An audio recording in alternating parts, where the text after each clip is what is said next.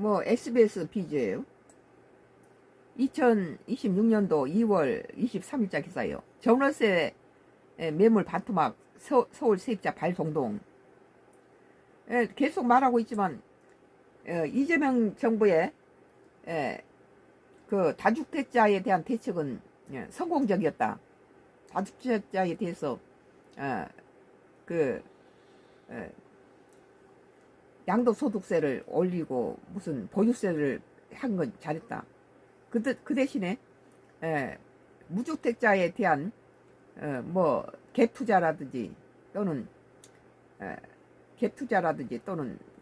전세 대출을 막은 것은 손발 다 묶어버린 거죠. 그리고 돈을 가진 사람 실수요자만 집을 사라, 집을 무조건 사면 무조건 살아라, 이런 식이 되니까 전 세입자들은 전세 물량이 부족해진 거예요. 그러니까 세입자들을 갖다가 허공으로 내몬 거죠. 봄 이사철과 새학기를 앞두고 계속 나는 그러고 뭐 지방에 서울에 집이 필요한데 자기들은 직장 때문에 지방에 있는데 서울 집값이 오르니까 일단은 갭투자라든지 전세 대출 않고 잡아놓으면 일단 뛰는 것을 막고 자기가 벌어서 그리 들어갈 수 있죠.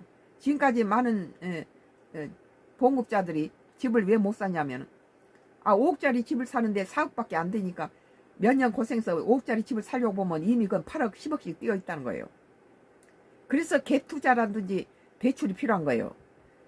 잡아놓고 자기는 저 지방에 뭐 지하에서 사면서 그 돈을 모아서 서울에 있는 집이 필요했을 경우에 세를 갖다가 내주고 자기 집으로 들어가는 거죠.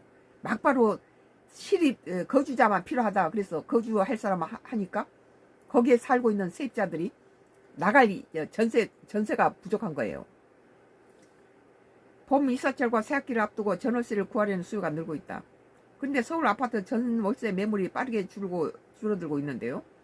여기에다 다주택 규제 강화 움직임까지 겹치면서 전월세 시장 불안이 커지고 있습니다. 서울 동대구가 한 시주 대단지 아파트입니다.